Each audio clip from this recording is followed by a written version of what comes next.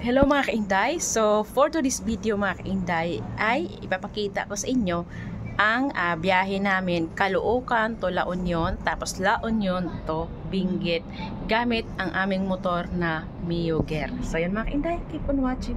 So mga kainday, ngayon ang oras natin ay 11:28. So kami ay pupunta ng La Union. So galing ng Caloocan, gamit namin ang ayan Mio Gear. So yun mga kainday, update na lang. Unang stop namin mga kainday ay dito sa Pampanga, kasi inaantok na kami kasi ang oras na ito ay mag 1 o'clock na, nagkape muna kami.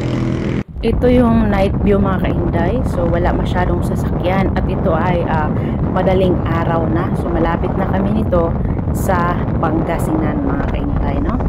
So ayan, konti lang talaga yung sasakyan, kami lang, kaya smooth lang yung biyahe namin at chill ride lang talaga kami ng asawa ko. Hindi po mabilis yung takbo namin, nasa 60-80 lang mga kainday. Ayan mga kainday, pangalawang stop namin. So dito kami sa 7-Eleven. So ano yung motor sa labas. At ang lamig, ang sobrang lamig. Lamig na lamig, kaya kakain muna ako ng soup. Ayan mga kainday, ito yung pangalawang stop namin to. Ayan, kita nyo naman yung paumaga na. So andito na kami sa Manawag, Pangasinan. So dadaan muna kami ng simbahan ng Manawag bago kami pupuntang La Union. So ayan. So ayan, ako nagsiopaw muna ako. Ayan yung siopaw ko. So dito kami sa 7-Eleven at medyo maambon. At grabe, sobrang lamig yung biyahe. So umalis pala kami ng Caloocan, no? Kung napanood nyo kung napakinggan nyo yung umpisa ng video ay 11:28 kami umalis. So ngayon ay mag 6 o'clock na. Anong oras na? 5? Time check is 5:35. 5:35. Ano ba yun? Diyan sa relo mo, 5:39. 5:39 ang oras natin. Haba-haba, mga alos 6 hours ya, or 6 hours yung biyahe namin. At eto na mga kainday, andito na tayo sa Manawag. Ayan, nagsindi kaming kandila, no? Ayan, pasasalamat at nakarating kami ng ligtas dito sa Pangasinan. So ayan po si Berhen sa Manawag. Ayan, God bless po sa ating lahat.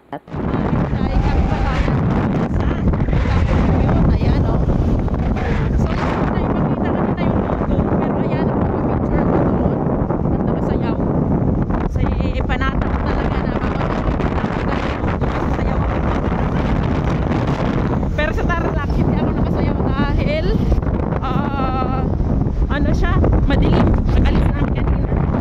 Ayan, nandito na tayo sa La Union at grabe, nasa gilid ng dagat yung kalsada. Malapit sa dagat pala. Hindi gilid eh. Tama ba? Gilid o malapit? Ayan, wow, napakalapit lang ng dagat. So ito pala yung La Union, no? Nakaka-excite talaga pag first time mo sa isang lugar. Grabe. Ay, saya-saya. Kahit wala pang almusal. Ayun ako si hinday nyo. Stop over muna para uminom ng gamot. Para makapag-almusal na siya mamaya. Malaglag pa ito. Hindi ko na yung sita.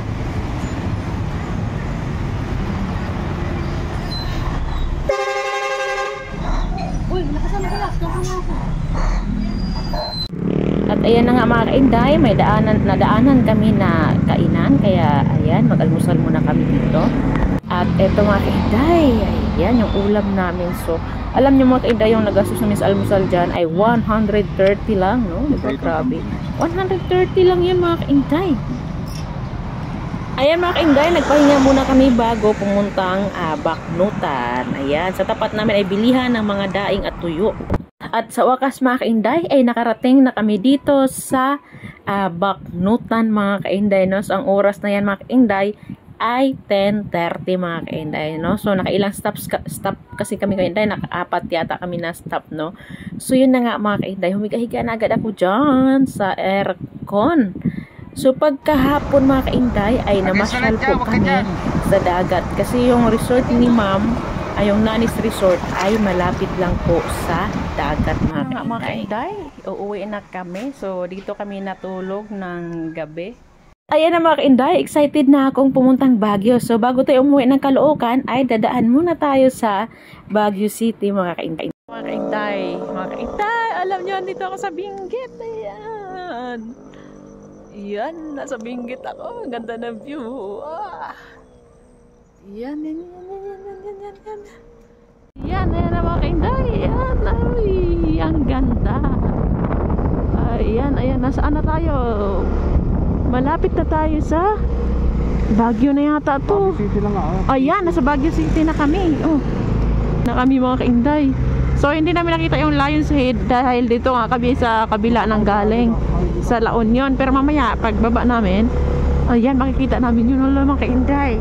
Nasa Baguio City na. Slide lang natin kasi uy, mabahay sa baba. Uy, dandahan lang. Ay, ayan.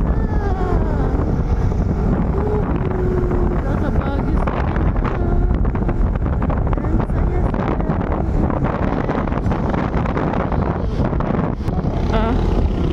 Ayan. Baka kasi pagdating na sa Lion's Head, ano na, madilim na.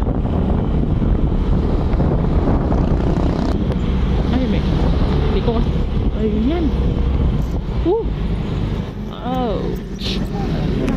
So ayan mga kainday, ang ganda dito. Ayan. Nasa Baguio na ako. Ayan. Ayan, ang ganda ng view. Magang-mangga ako. Nasa Baguio na. Oh, wow.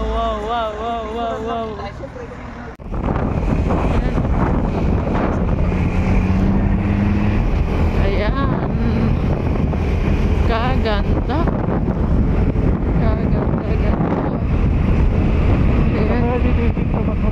Ha? Tumas Hotel. Malayo siguro. Baka yun sa tuktok ko. May malaking ano doon. At ayan na, nakita ko na ang arko ng Baguio City. At ayan, hindi ko pala lampasin yan. Siyempre, sasayaw si Inday Tess John. Ayan nga, kumimbot na si Inday Tess. At eto na. Dahil kami ay galing ng Baguio. So, bababa kami at dito kami sa ilog. Dahil ginagawa po yung sa itaas. Ayan, dun sa taas doon. Dito. Ayan yung ginagawa dyan sa taas. Dito, kabila. Ayan mga kainday, pauwi na kami galing Baguio at inabot kami ng dilim. So ito, napakaganda talaga ng biyahe mga kainday, no? Kasi ito nga wala talagang sasakyan na kasabay namin